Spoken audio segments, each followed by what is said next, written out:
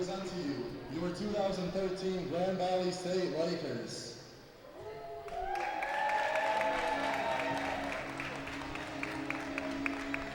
Number 0, a freshman, Tyler Kowalk. Number 3, a junior, Austin Morley. Number 8, a senior, Mark Trapetti. Number 9, a senior, Vince Baggett. Number 14, a senior, Harry Santee. Number 16, a senior, Pat Tosmar. Number 17, a sophomore, Aaron Terenzi. Number 19, a senior, Kyle Peltier. Number 21, a freshman, Brandon Clemens. Number 26, a freshman, Britton Skinner. Number 29, a junior, Chris Sherman. Number 32, a senior, Kenny Backus. Number 36, a junior, Trevor Norberg. Number 37, a senior, Zach Ellsworth. Number 44, a junior, Tyler Alcantara. Number 62, a senior, Paul Hillebrand. Number 80, a freshman, Jake Aldridge. The assistant captain, number 20, a junior, Pat Dowling. The assistant captain, number 24, a senior, Dylan Fettig. And the 2013 Grand Valley State Dodgeball captain, number 4, a junior, Kevin Bailey. Give it up for the Lakers.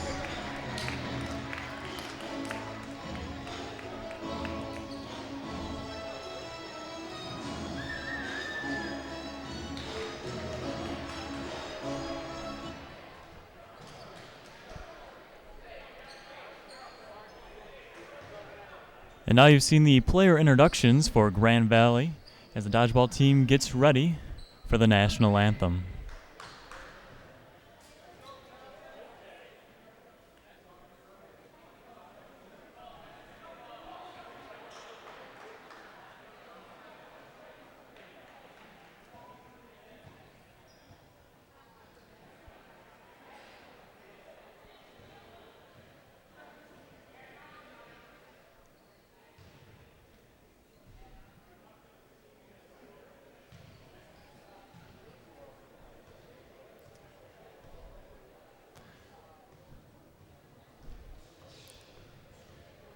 And now, if we could all stand and remove any hats and face the flag for the national anthem.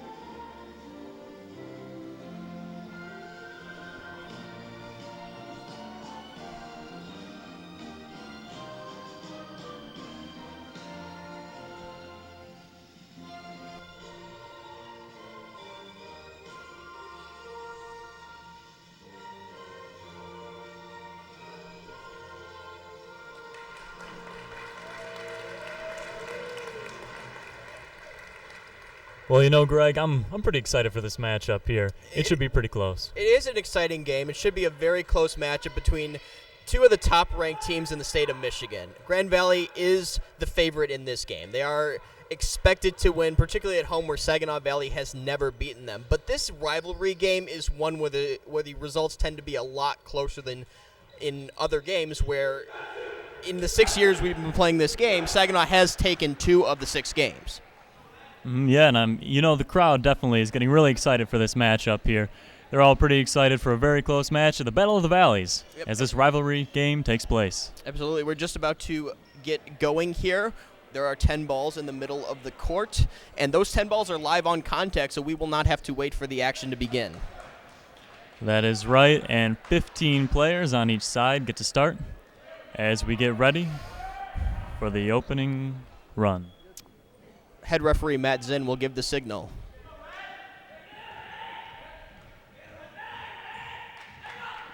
And we are off here in the Fieldhouse Arena in Allendale, Michigan. And it looks like number 25, Helock of Saginaw Valley, records the first kill of the game. That's Zach Ellsworth. His job is to go right into the middle and wear that throw if he needs to. And 2 Saginaw Valley players are on the attack, and now Grand Valley is making their way up the court. In the neutral zone, they have multiple players.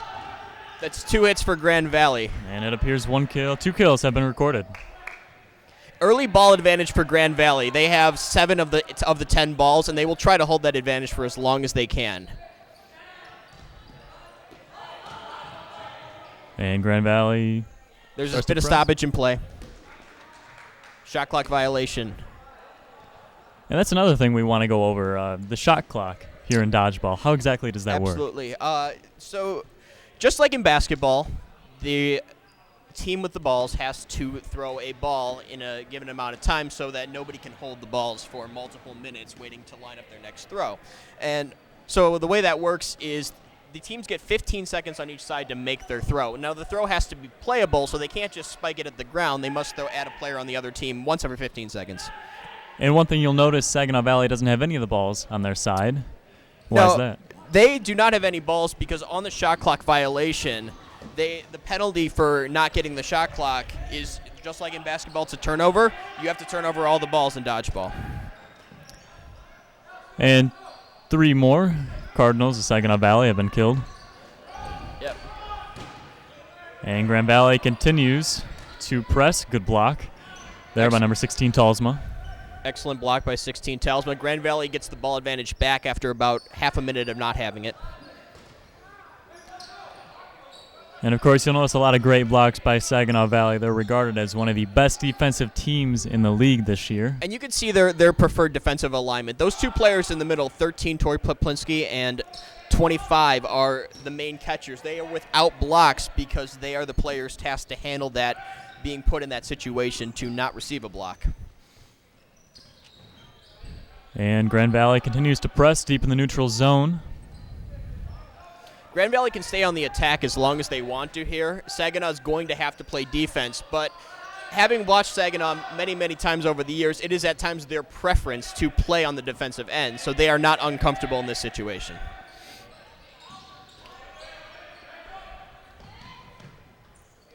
Saginaw trying to push the tempo a little bit here, mount at least some sort of an attack. And Saginaw's pressing a little bit up here. The assistant captain for Saginaw Valley, number 13, Tori Poplinski, with a couple throws there. Tori is the most veteran member of the Saginaw Valley squad. He is the one that has played the most years.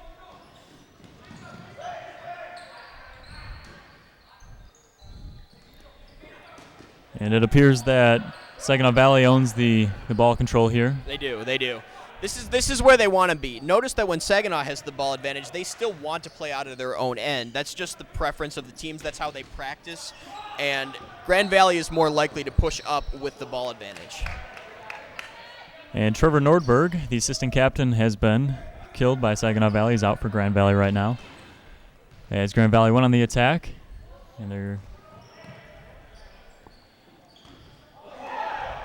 there we go. There's a kill recorded by Mark Tripetti. Grand Valley is close to closing out the point, so they are making the back call on the court. That's not the Saginaw players. Those are the Grand Valley players opting to play out of their own end. Saginaw is down to 6 players right now. A near hit on 00 Miles Shepard on the far side. He did get the block. Excellent block there. That's the captain who went out. Max Seiler's been hit. Saginaw is down to 5 players. Under 5 players now. Saginaw, their shot clock changes. They no longer have 15 seconds to make a throw. They're down to only 10 seconds to make the throw. The idea behind this rule is to prevent the stalling of a team that's playing off its back line. And Grand Valley with an impressive attack there against Saginaw Valley as they press the neutral zone, but now Saginaw Valley is on the attack. Grand Valley will retreat to the back line. This is just an attempt to draw Saginaw Valley off their back line. Otherwise, Saginaw could just sit there, and anybody who's done wind sprints for one of their coaches knows how tough it is to keep coming off that back line to midcourt every time there is action. And Grand Valley's going to do everything they can to make this part of the game. Yeah, Grand Valley employing a lot of strategy here as we are about to reach the 20-minute mark. Missed catch attempt by number 9, Vince Baggett on the corner.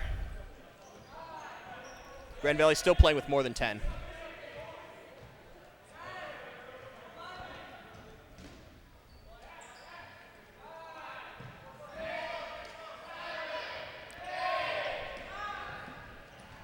The tendency by college dodgeball teams is to minimize the amount of solo play, but when you're down to 4 players on your team, there's only so much you can do to minimize the amount of solo play, and Saginaw is going to have to be able to handle themselves in a lot of one-on-one situations the rest of the way.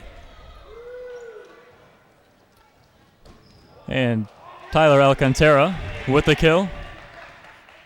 Saginaw recorded a team catch there. Alcantara's throw, which hit the shoulder of the intended target, was caught on the back line. He is not out. 44 on Grand Valley is not out, but Saginaw does get a player back in.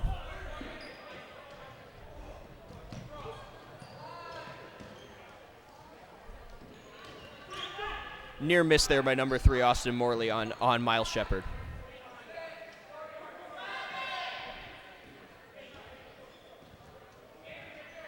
And Saginaw Valley retreats back to the baseline as 2 Lakers press deep in the neutral zone.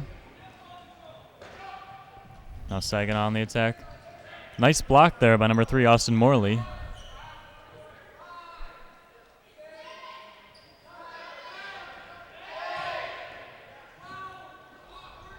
Key for Grand Valley here is to coordinate everything they do. Make sure that they have the numbers advantage, so they want to be able to use that advantage at all times. But if a team is not coordinated, they're not going to be able to take advantage of how many more people they have than the other team. And you could see there that Austin Morley and Kyle Peltier really work together. And also another kill for Grand Valley. That was an excellent follow by Tyler Alcantara. Number 8, Mark Trapetti, got hit here on the near sideline. Which is not good for Grand Valley, but as long as your teammates follow you up, that's one of the ways you can use the people advantage to close out points.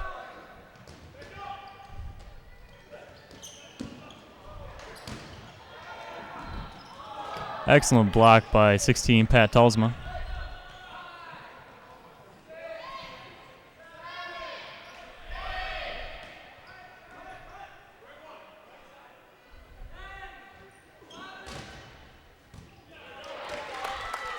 And number 3, Austin Morley, records the catch, knocking out number 36 for Saginaw Valley.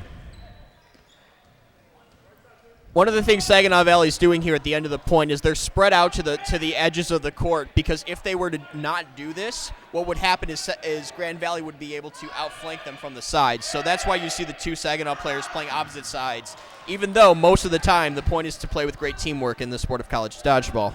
And number 29, Chris Sherman, was killed by Saginaw Valley. They're on the ensuing attack. Grand Valley's a little bit sloppy closing out this point. They still have a very large advantage and should have little problem killing this out. But if you'd ask them, I think they would be a little bit critical of themselves so far.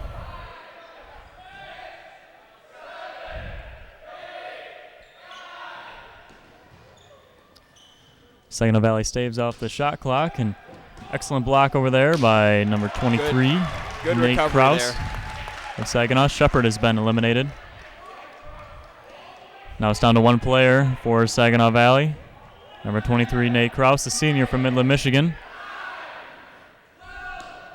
And a catch is made by the captain, Kevin Bailey, to end out that game for the first point. That was a 9-minute point, 1-0 Grand Valley, and overall a very efficient point.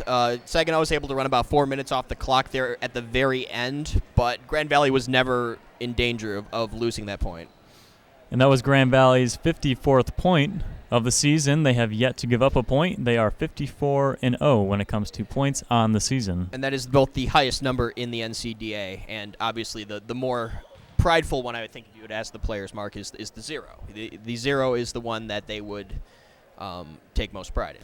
And definitely, when you're talking about the 0, they are 8-0 on the year. Grand Valley is ranked number 1 in the NCDA. And a reminder, Saginaw Valley is ranked 4th with a 5-2 record in the NCDA. It was 4 years ago that Grand Valley actually went the entire season without giving up a point. It has not been nearly as easy over the last 4 years, so Grand Valley is doing everything they can to put up the impressive totals that they believe themselves to be capable of. It definitely is. And also, Grand Valley State won the national championship last year, and Saginaw Valley State won the national title the year before, so this is a matchup of the last 2 national champions in the NCDA. They are the last 2 national champions. They are the 2 most accomplished programs in the NCDA, and it's a rematch of the 2009 national championship game that was played right here in the field house on the Grand Valley State campus. And as we gear up for the second point, take note, we're at 16 minutes.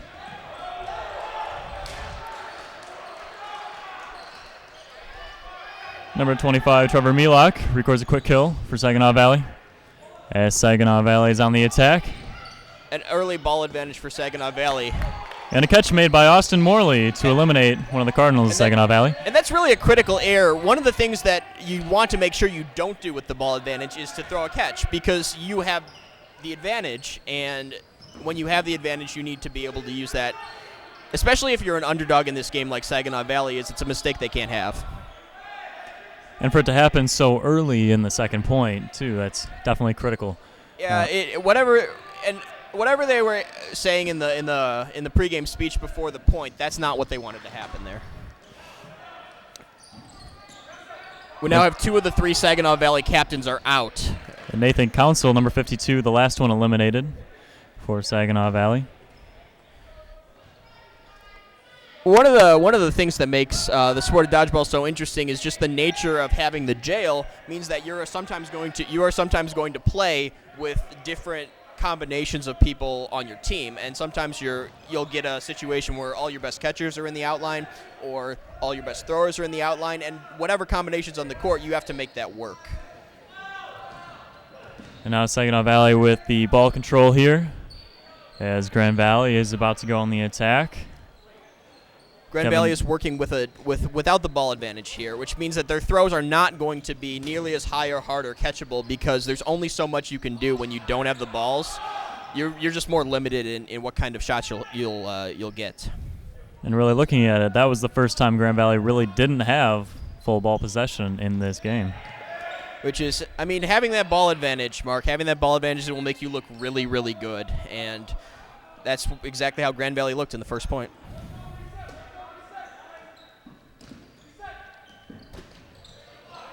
Saginaw Valley showing off their excellent blocking abilities on the defensive end. And that's probably one of the advantages that Saginaw Valley has today, is that they're probably the better of these 2 teams at blocking thrown dodgeballs. And you'll see them go into the corner and hunker down in a defensive formation, just like you saw there on the far side, because that is something they're very good at compared to Grand Valley. And I see Grand Valley really pressing up on a couple throws there into the back corner against Saginaw Valley. Number 25 of Saginaw Valley has been eliminated. Trevor Milak is out.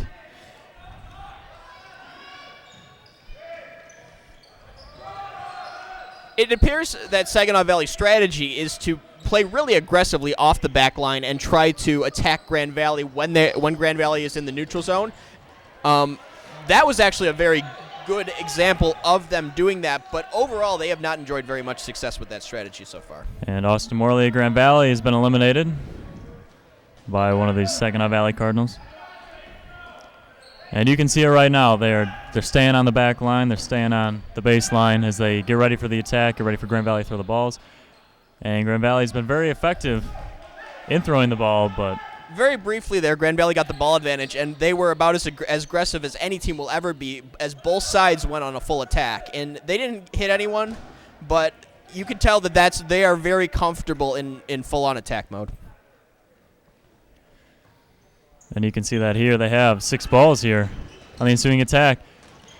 And number 12, Greg Gaskin of Saginaw Valley has been eliminated. And that's one of the problems that Saginaw Valley is going to have to overcome in this game. Grand Valley executed its attack. They hit number 12, Gaskin, and then they also caught a Saginaw player on a solo aggressive play who threw a catch to number 24, Dylan Fettig, the assistant captain. Vince Baggett was eliminated for Grand Valley, along with Chris Sherman. We have a stoppage in play.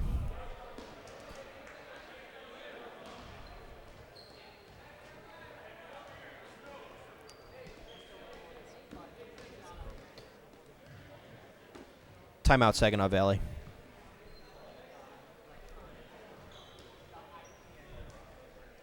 This will give Saginaw Valley the time to regroup. And it appears that Grand Valley has ball control right now, more of a ball possession.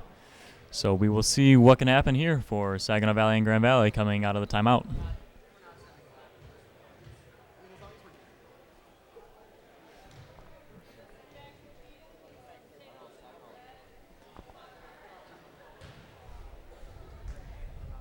Also take note, 11:53 to go in the first half.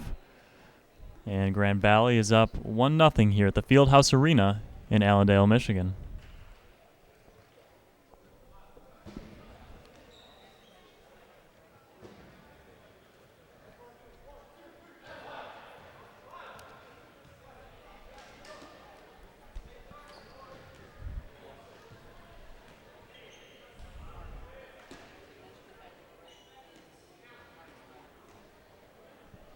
And before play gets underway, Greg Tripetti, the guy I'm working with right here, is the brother of Mark Tripetti, number 8 on Grand Valley's team. And also Greg was one of the founding members of Grand Valley's dodgeball team. And here we get back underway, here, with just under 12 minutes to play in the first half. Grand Valley with a decisive advantage here, 14-8. Plenty of time for Saginaw Valley. Eight players can come back against almost any total. But you really have to make your stand there. You can't lose too many more. And there's the strategy again for Grand Valley. They had 4 men throwing at one of the Saginaw Valley Cardinals. They all missed, but that's the strategy you were talking about earlier.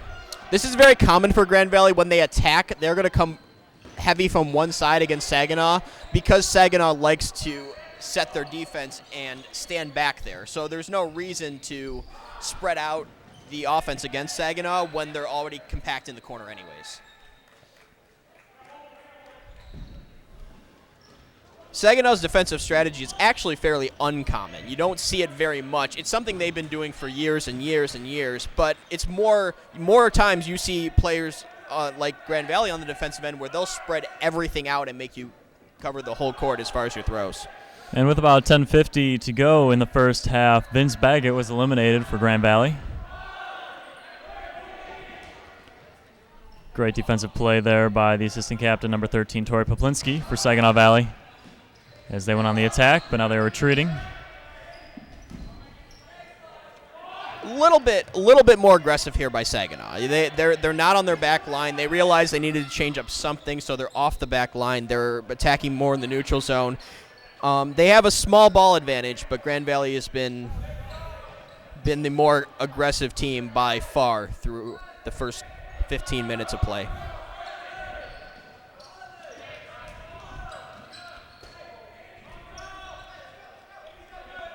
Now Grand Valley is retreating as Saginaw Valley. Nice block there by Mark Tripetti for Grand Valley.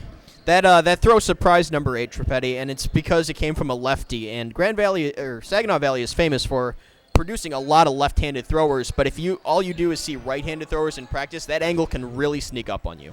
Number 13, the assistant captain for Saginaw Valley, Tor Poplinski, was eliminated from play as Grand Valley goes on the attack. Another retreat. Because Grand Valley does not have the ball advantage right now, their attacks are going to be more simplistic. They're going to be straight to the point. They're going to be one throw on one player, and they're going to get out of there. And 29, Chris Sherman makes a couple great plays out there as Grand Valley starts to attack at the far end of the neutral zone.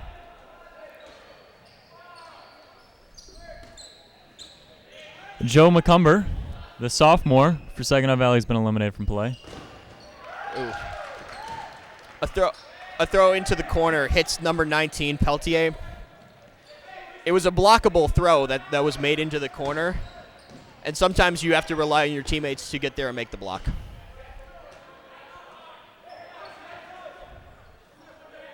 Saginaw Valley is down to only 5 players. Oh, a very big missed catch attempt by Britton Skinner as he's eliminated from play for Grand Valley. Saginaw has fallen down to 5 players, which means they are back on the 10 count. You will see them have necessarily speed up their play. Grand Valley has the option to play it patiently or aggressively if they want to. Saginaw has no choice but to throw once every 10 seconds. And 21, Brandon Clements of Grand Valley was eliminated by Saginaw Valley after his throw was caught by one of the defenders. Excellent attempt there on the side to make the catch by 32, Kenny Backus. He could not convert the catch, though. Grand Valley is now down to 10 players.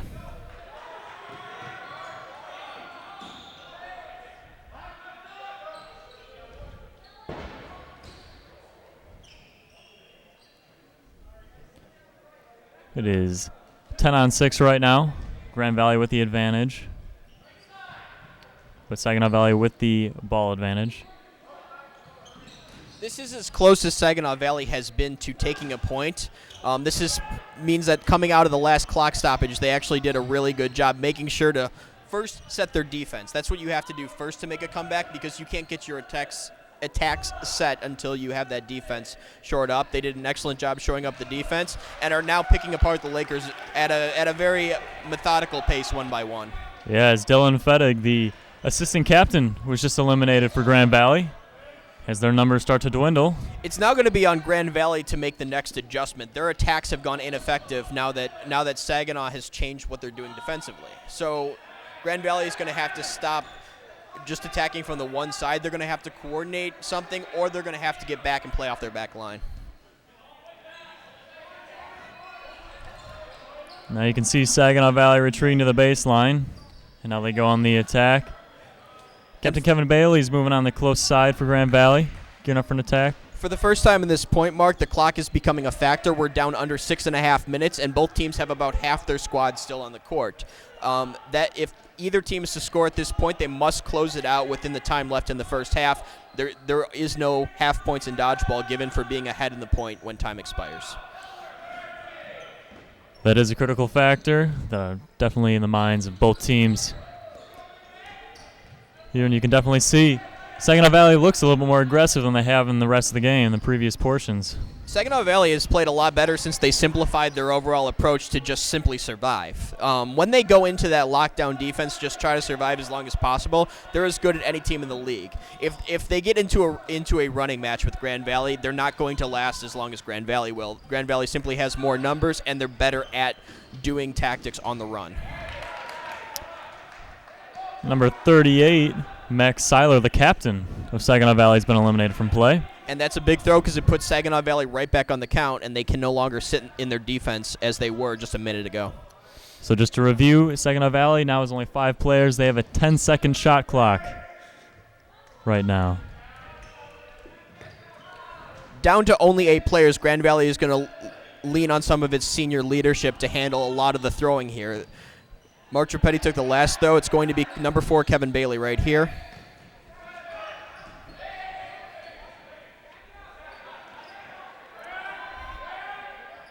And Grand Valley starts to retreat here as Saginaw Valley with an errant throw there. GVSU looks very comfortable the way this is playing out right now, and we had one player go down on each side there. They look very comfortable with this alignment, setting up with 3 balls at the front and watching to see what throw is, but ultimately it's going to favor Saginaw Valley because Saginaw Valley only needs to run out the last 4:30 in the half to take a moral victory to halftime down 1-0.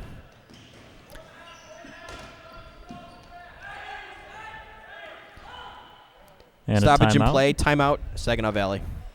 And Saginaw Valley has 4 players right now who are still on the court. As well as Grand Valley's played in this first half, Mark, it would not be indicative of how well they have performed to go to half with a 1-0 lead. But this is by no means a gimme for them to close out Saginaw Valley here because it's much easier to close out a team in a couple minutes when you have a court full of players. I mean, Grand Valley's got half their team in the outline right now. So they're going to have to up the pace and just their throw selection is going to have to be a lot better in these last 4 minutes than it's been to this point. If they can do that, I think they'll close this point out. And they have 4 minutes and 18 seconds left in the half to try and pull this point out. Here, it is the first half of play. Grand Valley is up 1-0 over Saginaw Valley. Here at the Fieldhouse Arena in Allendale. Saginaw Valley may be out of timeouts for the half. I do not believe Grand Valley has taken one. Each team receives 2 timeouts per half. Typically, the teams that are ahead don't use them as frequently as the teams that are behind because it's a big chess match for Saginaw Valley at this point. Down 2-0 at the half on the road. You're in dire straits. Down 1-0, you got a chance. Grand Valley with 7 players, Saginaw Valley with 4 as we come out of the timeout.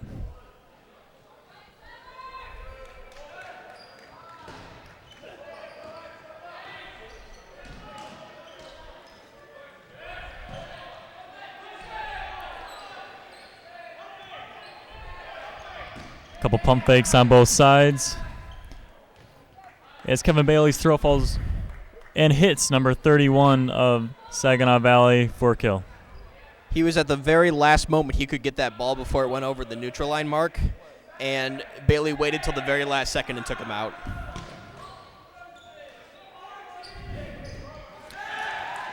Number 62, Paul Hillebrand of Grand Valley with an ill-advised throw that was caught by number 93. But because of losing 3 players on the action there, Grand Valley is now on the count. So both teams are on a 10 count, meaning that the game is going to be nonstop back and forth until its conclusion.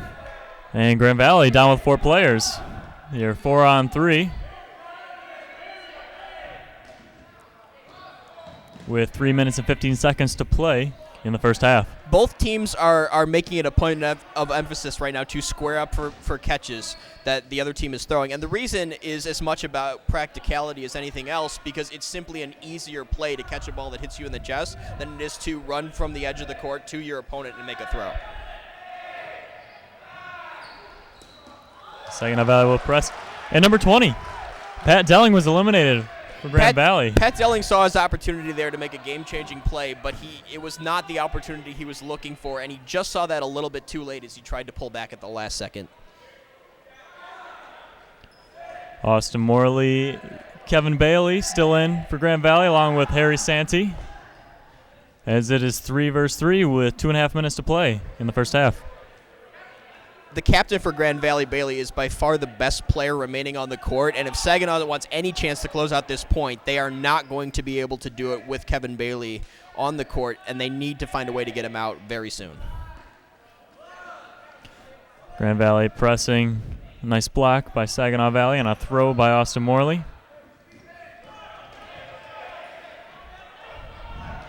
As Kevin Bailey makes a throw. And Santee, number 14.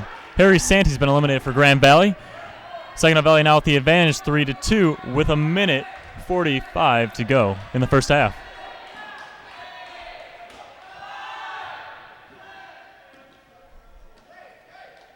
Both teams will make sure to reset the shot clock every time it gets near 10 seconds. Giving up all the balls pretty much will throw away any opportunity you have of taking this point in the last minute and a half.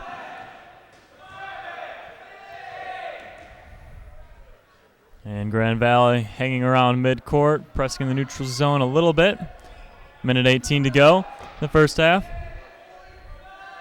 Near miss there by Bailey in the corner. Bailey is still the player that Saginaw has to make sure they can get out. Otherwise, they're not going to be able to close out this point because he's both the best thrower and the best catcher on the court.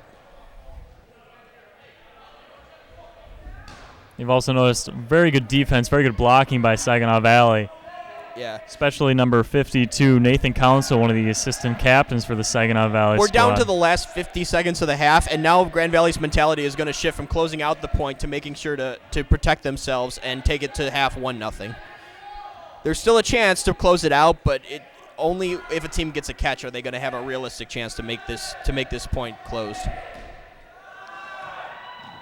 And you talked earlier about the low throws, especially for Grand Valley now. They're throwing it low just to make sure that Saginaw Valley doesn't have a chance to catch it as we're under 30 seconds to go. At this point, you're just half. looking for any sort of mistake your opponent makes. That's all you're looking for because it's really hard to close this out in the last 50 seconds, so you're just looking for anything you see that doesn't belong on a dodgeball court. And number 3, Austin Morley was eliminated for Grand Valley by Saginaw Valley.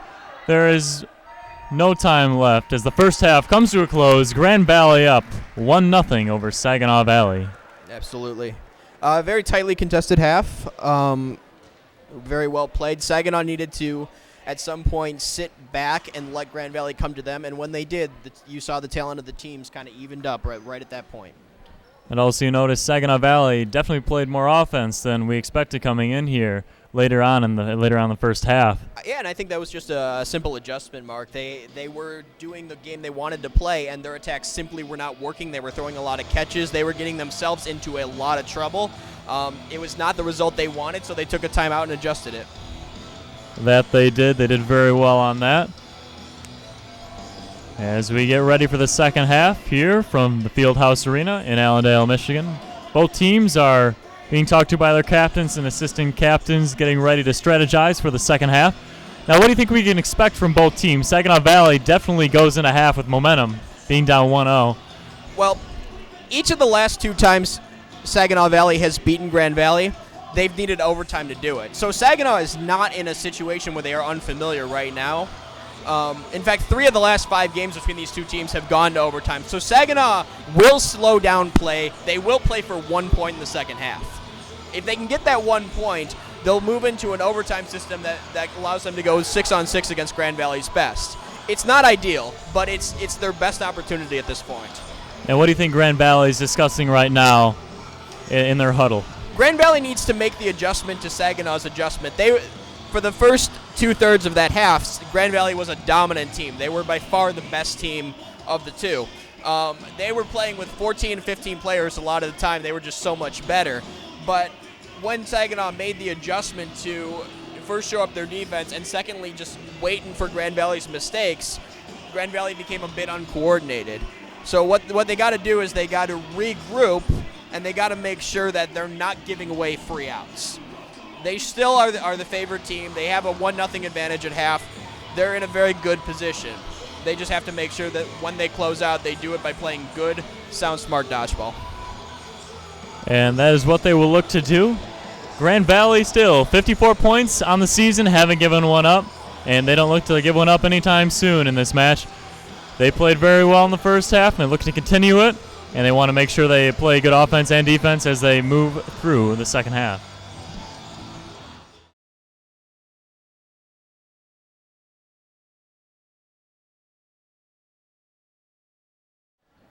And we are back here as we're getting ready for the second half of Grand Valley and Saginaw Valley squaring off in dodgeball.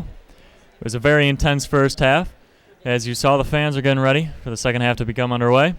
25 minutes, and then we'll know who is the winner of this match. Grand Valley is up 1-0 on the game. Teams will switch sides at halftime, so it will be Saginaw Valley playing off the west end. Grand Valley will play off the east end.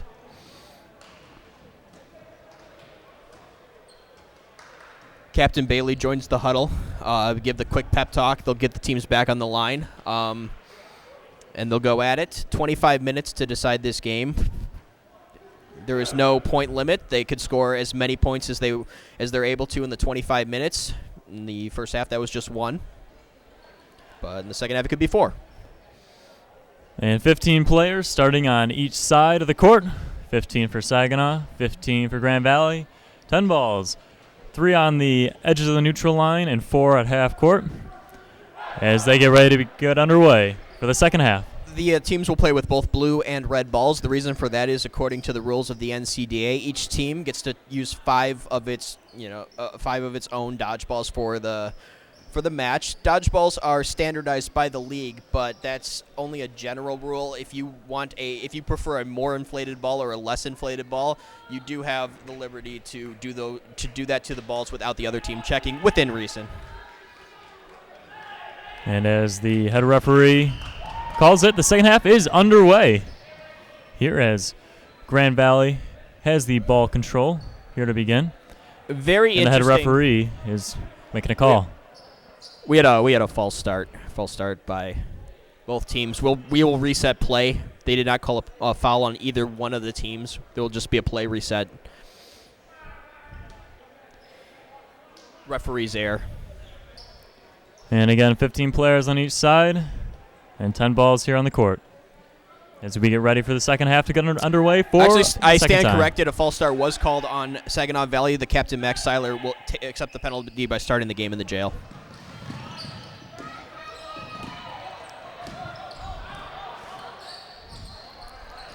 And Saginaw Valley with a few really close missed attempts to get some kills on Grand Valley. They're at half court. As Saginaw Valley presses. And there's a team catch by Grand Valley. Team catch there was negated by a block by Chris Sherman, number 29, on the edge. However, if that had not been blocked, there would have been a team catch.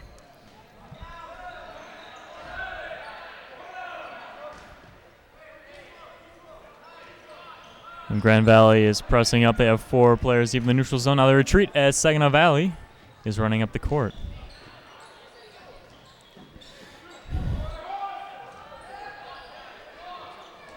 Saginaw Valley has opted for longer throws in the second half, less distance between the two teams, longer throws. Until Grand Valley can make them pay for those longer throws, I imagine they'll stay with it. Saginaw Valley has the ball control here. And Mark Trippetti has been eliminated for Grand Valley.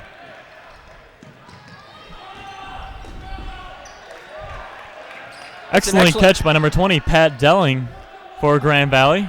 Catch plus an excellent throw by Aaron Terenzi, number 17, on the edge.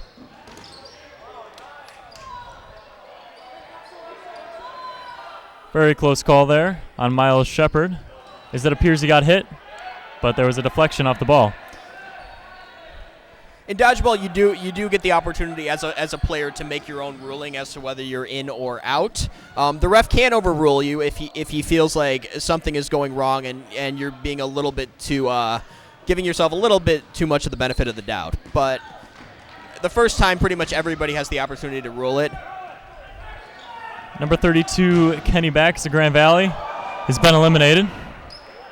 A Houdiniac by number 25, Milok, who Kyle Peltier had there dead to rights and just whipped the throw. A very close one indeed.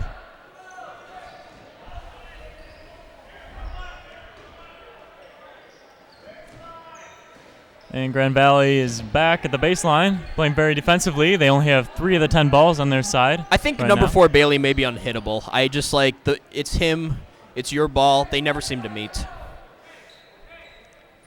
Just an outstanding player and definitely deserves the captaincy role that he holds for Grand Valley.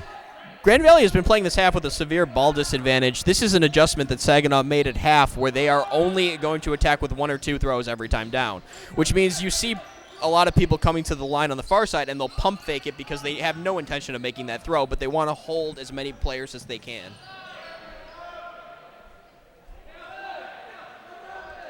Saginaw Valley has 5 balls deep in the neutral zone as they stand around half court. Now starting to retreat. Grand Valley on the attack.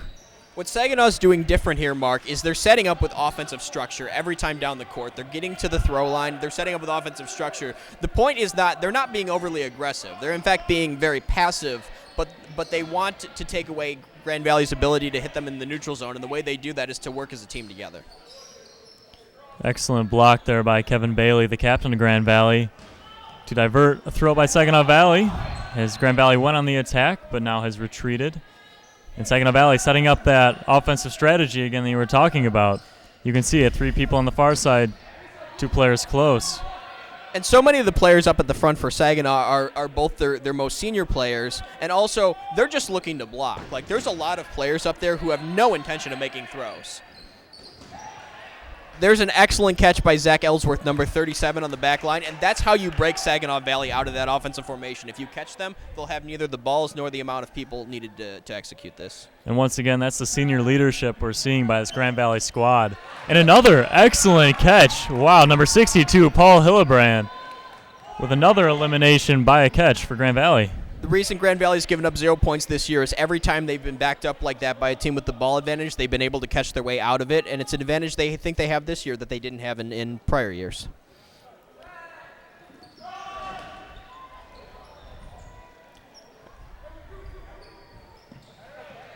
It should be said, Mark, that this Saginaw team is down 2 of its probably its 2 strongest throwers, number 2 Zach Phelps and number 77 Spencer Jardine. So they are here with a limited roster, not uncommon for an NCDA team that is traveling. And 17 Aaron Terenzi has been eliminated for Grand Valley. Number 3 Austin Morley going for the team catch. Their full extension layout could not get to the ball. And you can see the offensive strategy by Saginaw Valley is being employed again. 2 guys in the middle making throws. And number 24, the assistant captain, Dylan Fettig, was hit on one of the ensuing throws by the Saginaw Valley offense. Fettig got 2 balls put on him there, and instead of opting for the catch, he opted for the dodge and just couldn't get out of the way of 2 balls. If there is a secret to getting out, to dodging the 2 throws every time, I haven't figured it out yet.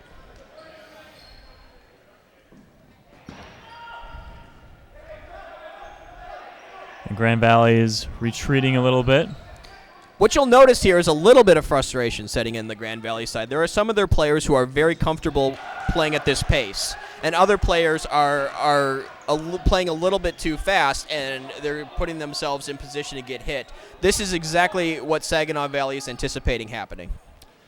And Tyler Alcantara, the junior for Grand Valley, has been eliminated. That makes 3 men who have been eliminated for Grand Valley so far in the second half. The problem, of course, for Saginaw Valley is this is an excellent strategy for evening the amount of talent in the court, but they're already down 1-0 in the game. At some point, Saginaw's going to need to figure out a new way to take the point. And Mark Dropetti with an excellent catch there to eliminate Miller, Andy Miller of Saginaw Valley. And they're definitely utilizing those catches here. Saginaw does not have their defense set up right now. This is exactly where Grand Valley wants them. And it appears there's an injury on the far side for Saginaw Valley. Looking for a stoppage of play here, it appears. We do have an injury. We now it. have an injury timeout.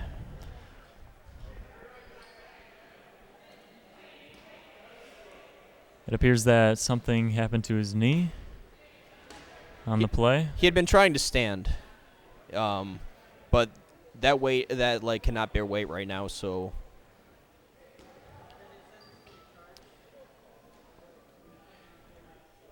There is 18-12 left to go in the second half. Grand Valley with a 1-0 lead over Saginaw Valley. As we have an injury timeout on the floor right now. They are stretching out his knee.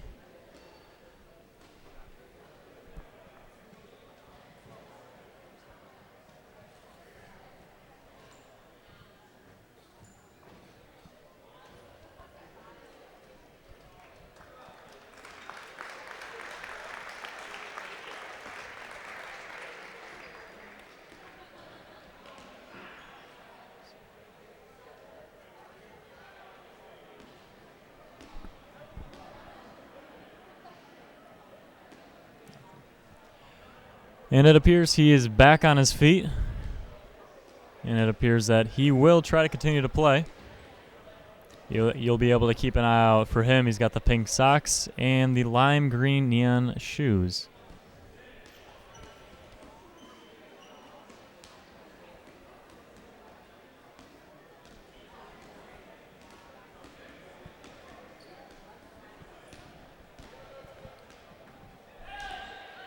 And the head referee is making sure both teams are ready so that we can resume play here at the Fieldhouse Arena.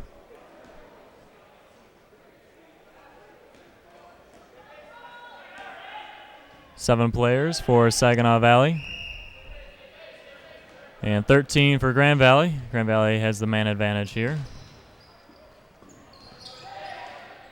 It's just the Saginaw players who are still on the court, and they have about half their team out there. I count 7 Saginaw Valley Cardinals, are using their call, which is base. Base is a defensive set that they play and that they practice.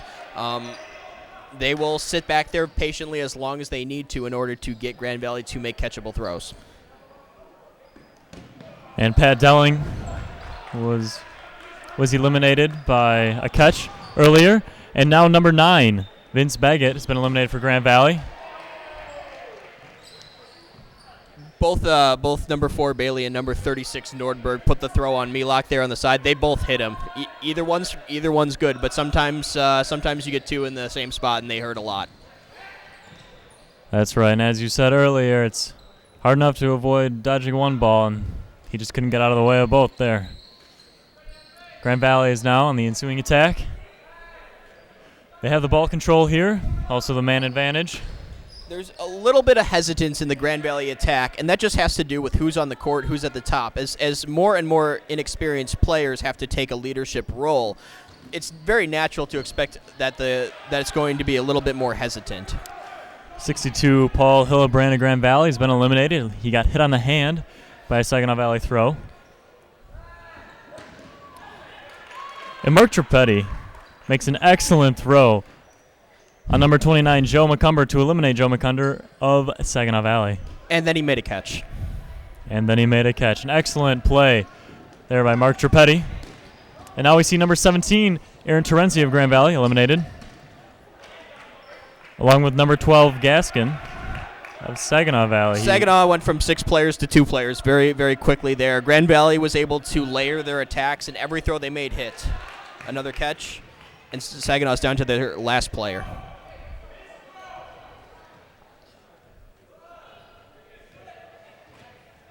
Max Seiler, the captain, is their last remaining player. He's going to hang out in the back corner closest to us. And he steps out for to concede the point. The only goal there by Saginaw is to conserve as much time on the clock as possible, so they'll have the last player step out. If he were to decide to stay in, he's pretty much looking for any catchable ball at that point anyways. So with 15:50 to go in the second half, Grand Valley earns their second point of the match. They're up 2-0 over Saginaw Valley. And Grand Valley now with 55 points on the season and have yet to give up one. Both teams are regrouping on their respective baselines. And the key now for the rest of this match is that Saginaw is going to be unable to stay with the strategy that had worked for them incredibly well over the last 20 game minutes. They're going to have to change it up now, trailing by 2. They're no longer going to be able to wait for Grand Valley to come to them. So you'll see a lot of players making a lot of quicker decisions, just trying to force some sort of action. This is okay by Grand Valley. Yeah, a lot of teams would choose to slow it down here, up 2-0, but they're going to continue to handle that. Handle the speed of the Saginaw Valley Cardinals by even increasing the speed. And thank you to Grand Valley Dodgeball for allowing us to broadcast this game today. And also I want to thank my partner here, Greg Trippetti, for joining me on the broadcast of Grand Valley Dodgeball as they take on Saginaw Valley. Now both teams are standing on the baseline, getting ready to start up. 15:50 to go. In the second half, Grand Valley up 2-0. Now Saginaw Valley is going to look to employ more offensive tactics, as you were talking about, because they need to, down 2-0. Yep. I mean, they have little choice. They made the decision to step out there and give Grand Valley the second point. They do have 15 minutes. You can score 2 points in 15 minutes in dodgeball. It is done all the time. It is, however, not Saginaw Valley's comfort zone. This is not. They do not want to get into a fast-paced game with Grand Valley because it plays to what Grand Valley is very good at.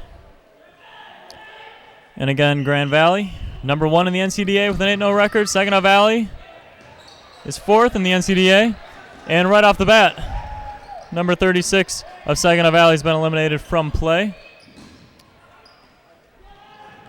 And Grand Valley already has the man advantage. There's a catch. It's a fantastic catch there by Tori Peplinski, number 13. The throw was low and away, and you have to be some sort of special to make that play. But he has done it time and time again.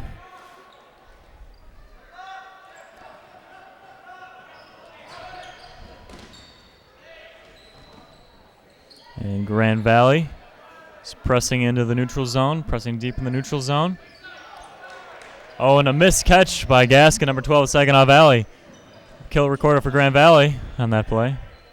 Grand Valley is going to work on their defensive sets here. They're going to make sure that they're not giving away the easy outs they were early in the point. I'm sure they would much prefer to get into a game where they're running back and forth with Saginaw and making a lot of throws, but Saginaw wants to make as many throws as possible here while limiting the amount of balls that Grand Valley has.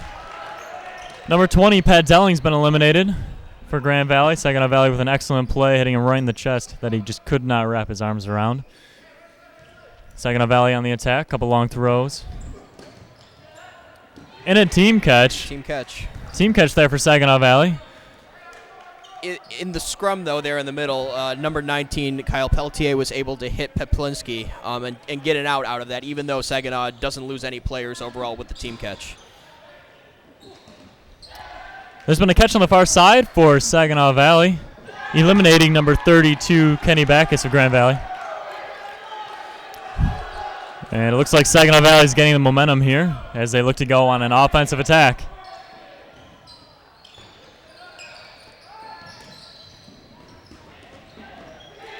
A kill and a team catch on the far side for Grand Valley, so there is no player switch. One player comes back in, one player goes out, and we're right back to where we started.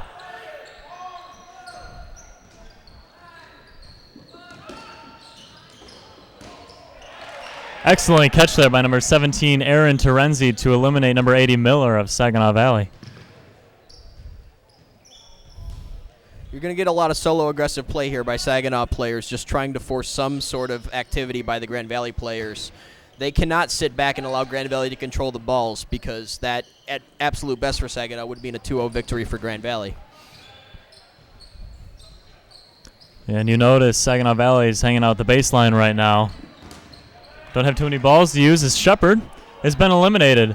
Number 9, Vince Baggett, with the excellent throw to knock Shepard out of the game. As we get later and later into this game, the focus of Saginaw Valley will shift to scoring the first point against Grand Valley this season. There's nothing in a rivalry game, stuff like that has a lot of meaning, because you want to believe that you are the team that dealt your rivals something that they were trying to achieve. Nice. See Saginaw Valley with offensive strategy here, as they couldn't connect on anything. Grand Valley's opting for a little bit of a longer throws selection than I think they would want if they had it perfectly. But give credit to Saginaw Valley, still very sound defensively, even knowing that they have to push the pace, and they're making a lot of quality throws. Great blocks by Saginaw Valley on the ensuing Grand Valley attack. And an excellent catch by number 25, Trevor Milok of Saginaw Valley. That was the old "look what I found" catch.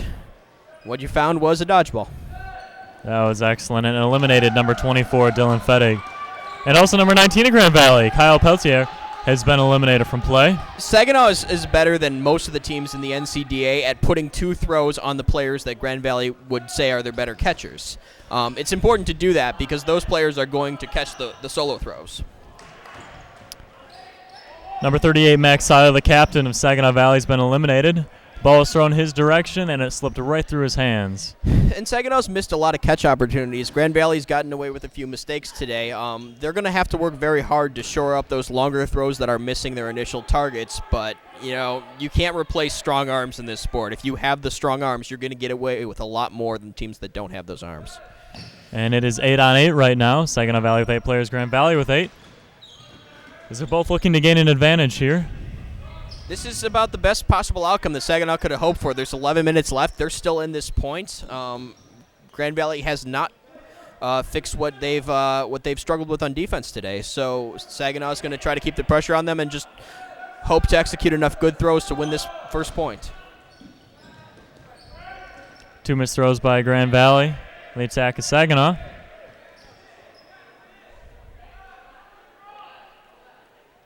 As the captain, Kevin Bailey, is looking to execute some sort of strategy here on the offensive end for Grand Valley.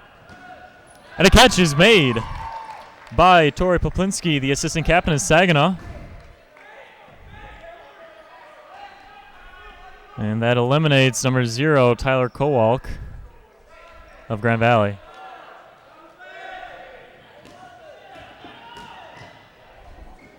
Very aggressive Saginaw is when they see an opportunity. They are not letting any opportunity pass, and at this point in the game, they cannot afford to.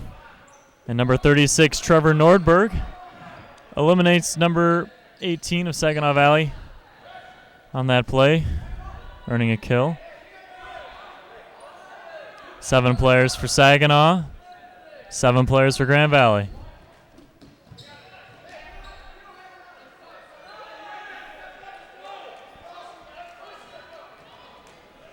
And Saginaw's calling to push them, but Grand Valley on the offensive attack, number 9. Vince Bagg has been eliminated by the assistant captain of Saginaw Valley, Tori Poplinski.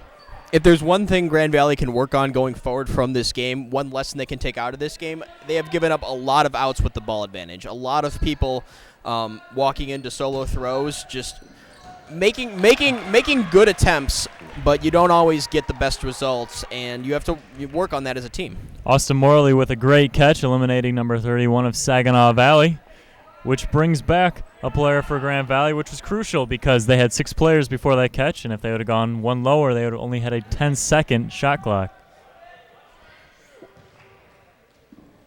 The great X factor right now is the game clock. We're under 9 minutes to go now, and this point is very even right now, but the clock is in Grand Valley's favor, so they are okay with making Saginaw Valley come the length of the court to get them out. And Grand Valley with the ball advantage here, setting up offensive strategy. And it goes out of the hands of Aaron Terenzi for Grand Valley. He's been eliminated. Grand Valley back down to 6 players on the court. Team catch there by Bailey. Off the ricochet of number 36, Trevin Nordberg, from assistant captain to captain. And that brings in another player for Grand Valley. And saving Nordberg is almost as important as getting number 32 Backus back in.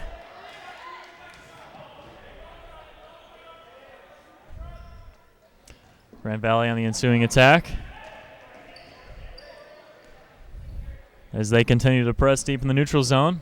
Saginaw Valley, and a catch has been made by Saginaw Valley, number 3 with the catch.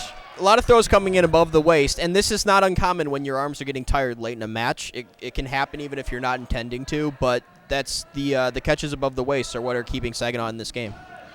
And another catch. Morley's been eliminated. Number 25, Trevor Mielok, with another key play for Saginaw Valley. Grand Valley is now the one on the 10 count. Yep, with only 5 players on the court for Grand Valley.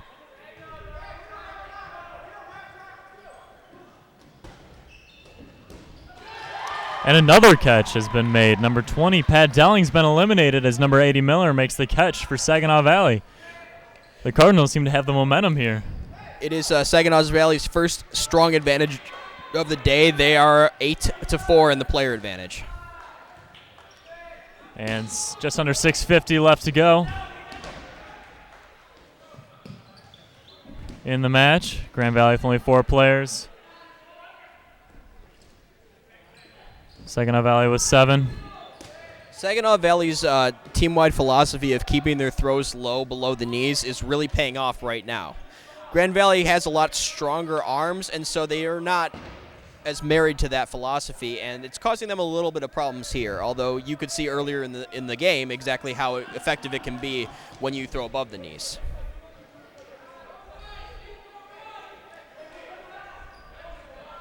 Just over 6 minutes to play in the second half. Grand Valley up 2-0. Offensive strategies being employed, and another catch made by Saginaw Valley.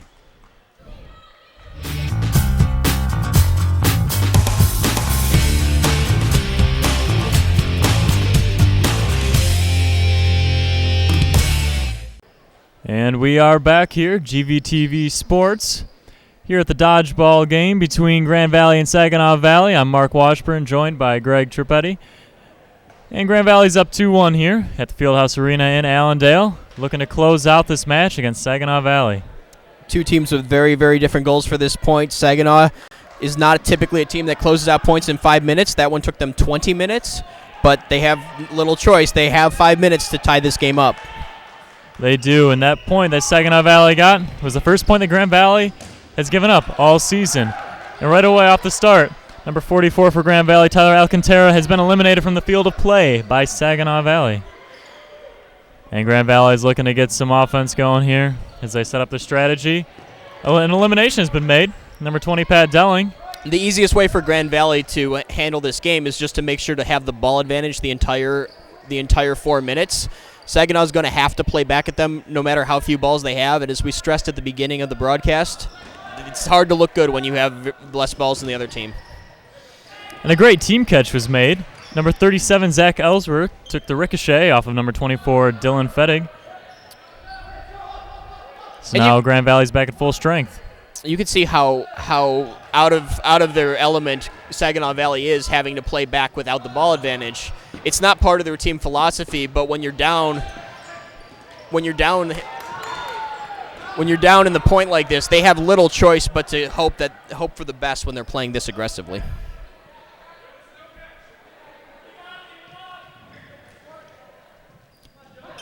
And there's a team catch opportunity just missed by Saginaw Valley. There is a little bit of questioning there on the court, but the player in question has left and been eliminated. And a player from Saginaw Valley snuck back on the court without a catch being made. A little bit of sleight of hand there. Grand Valley on the attack. Through multiple there. Number 0, Tyler Kowalk, was eliminated by the Cardinal throw. 3 minutes to go in the game. Mark Trippetti was hit on a cross by the captain, Max Seiler. There are only 2 Grand Valley Lakers in the outline, so even as fast as Saginaw Valley's been playing, they're going to have to speed it up more now. Saginaw Valley is pressing, and now they're looking to retreat. As Grand Valley's back on the baseline now. And you can hear the shot clock for Saginaw Valley. They make the throw. A catch has been made. Number 37, Zach Ellsworth of Grand Valley. Catches the throw by Saginaw Valley. Timeout on the court. Timeout SVSU.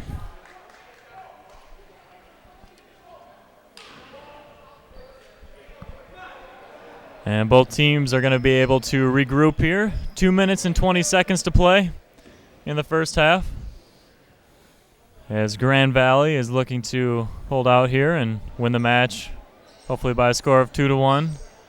I don't think they're going to try anything too aggressive here. No, Grand Valley's not going to try anything aggressive here. They're going to play behind their neutral line the whole time.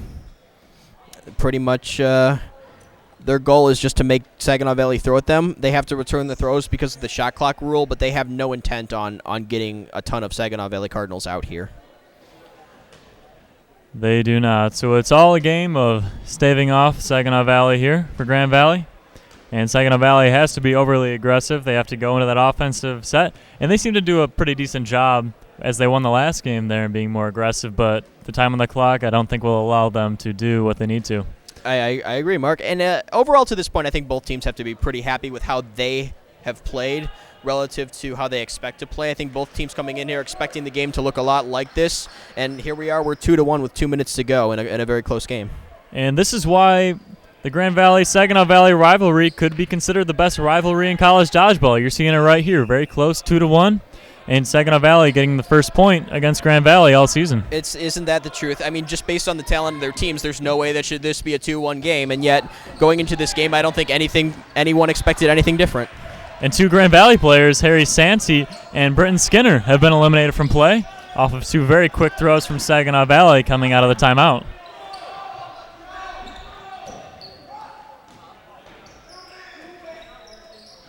We are under 2 minutes to play in the second half. Grand Valley pressing, offensive strategy. They have 6 balls in the neutral zone here. And a catch has been made by number 24, Dylan Fettig. That catch by Fettig is going to ice this game. That's pretty much the last gasp that Saginaw Valley had. They're going to get as many people out here as they can in the last minute and a half, but there is just not enough Cardinals left to close this point out. And also 2 more Cardinals have gone out. Poplinski has been eliminated along with number 25, Trevor Melock. So Saginaw Valley's team has definitely been depleted in the last 20 seconds or so. And this is the cost of playing incredibly fast. Saginaw Valley is now on the count as they lost about 6 players there in about a 1-minute span.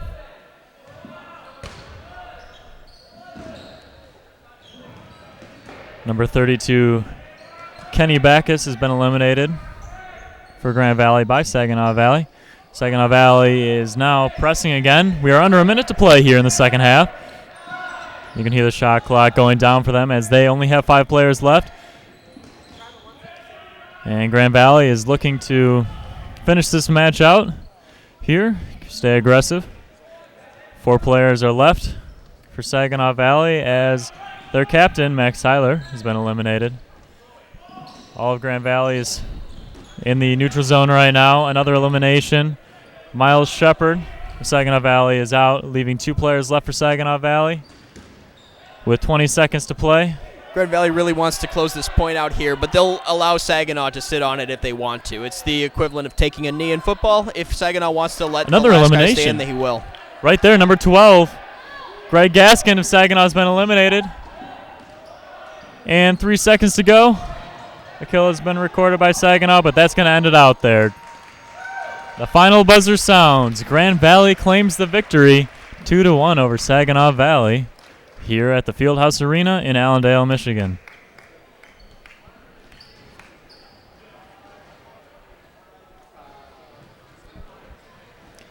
Yeah, quite the intense match here. The final score 2-1. As you were saying earlier in the broadcast, it's everything we were looking to see here. Everything we were looking to see. Grand Valley playing very well offensively, staving off Saginaw Valley. Saginaw Valley playing very well offensively, even though we were looking at them as a defensive team coming into the matchup. Absolutely. A veteran team, Saginaw Valley, about half their team is seniors or fifth-year seniors. And what you saw today on the court was a team that understands its role very well. It played Grand Valley to a virtual draw beyond the first 12 minutes, which were dominated by Grand Valley. You wouldn't have expected anything different coming into the game. I think Saginaw Valley has to be very happy with the way they played today. And definitely, you can see that. And as we mentioned earlier, Saginaw Valley got the very first point against Grand Valley this year. Grand Valley has now scored 55 points on the season, only giving up 1. And Grand Valley extends their record to 9-0 as Saginaw Valley falls to 5-2 on the season. Both are still going to be very highly ranked in the NCDA. There's no doubt about that. They will, and these two teams will see each other again in the not too distant future. And that. So thank you very much for watching the broadcast here today. We're going to have some interviews for you coming up in a few moments. And remember, Grand Valley State with a 2-1 victory over Saginaw Valley here at the Fieldhouse Arena. I'm Mark Washburn with Greg Tripietti. I'm Mark Washburn, joined by Grand Valley Dodgeball captain Kevin Bailey. Now, Kevin, you guys defeated Saginaw Valley today 2-1. Can you talk a little bit about how the team felt going out for the first half and then how the team felt coming out with a 1-0 lead for the second half? Going into the game, we knew it was going to be a tough battle. Every time we play Saginaw, it's a tough game, really heated rivalry. So we tried to come out with a lot of intensity. We got the 1-0 lead going into the second half, but you always want to have a bigger lead than that, so you're more comfortable. So we weren't very comfortable with a 1-0 lead. We wanted to keep the intensity up to start the second half. We were able to come out with a 2-1 win, though. Now, Saginaw Valley has been known for their defensive play, and you guys seem to exploit them a lot on offense. Talk about how your team went into the match and prepared for that. We just work on getting a lot of hits in transition. So when they push up to our front line, we try and run at them really quick, get outs that way, and we did a lot of that today. We didn't do very good catching, but we got a lot of outs in transition. I think that's what helped us win. Now, Grand Valley's rivalry with Saginaw Valley is considered to be the best in college dodgeball. Talk about what this win means to you and the team moving forward throughout the rest of the season. It's big. It's our second win against Saginaw this year so far. Definitely helps to get another win against a good team from the state of Michigan because we play a lot of good competition in the state of Michigan, and Saginaw is probably the best team that we're going to play the next couple weeks. So. Can you talk about how you felt your team looked after you guys lost your very first game of the season? Talk about how you guys regrouped, came out, and really finished off the match. Yeah, it was bad to lose our first point, but we know that there was only a few minutes left, I think, so we knew if we played smart the last little bit of the game, we could still come out with a 2-1 win and we could preserve our lead. So. Now, there was a point in the match where you were the only player on the court. Can you talk about a little bit about how you felt as you knew you were taking on 7 Saginaw Valley Cardinals for that arrangement? You just don't want to think about how many people they have left. You just got to focus on getting one guy out at a time. They got me out eventually, but you just got to focus on blocking for yourself and then keeping your throw low so they can't catch it. Can you talk about some of the key players that you felt that Grand Valley had today in the match against Saginaw? Assistant captains Pat Dowling and Dylan Fettig, they both did pretty well today. Mark Trapetti, he had a hurt finger, but he still played pretty well. And then Vince Baggett, he didn't play a couple of games early in the season. He helped us out a lot today. Last time we played Saginaw, he wasn't on the team. So it definitely gave us a boost that he was out there on the court. You guys are 9-0 overall now. Talk about how you plan to finish out the season here. We've got a lot of games left. We got to continue to improve because we're going to play a lot of good competition down the road, including next week. We have 4 games next weekend. So it's always a tough season, but this is just the start so far. We got a long way to go. We got to keep improving or else we're not going to keep our undefeated record, that's for sure. All right, thank you very much. That was Kevin Bailey of the Grand Valley Dodgeball team.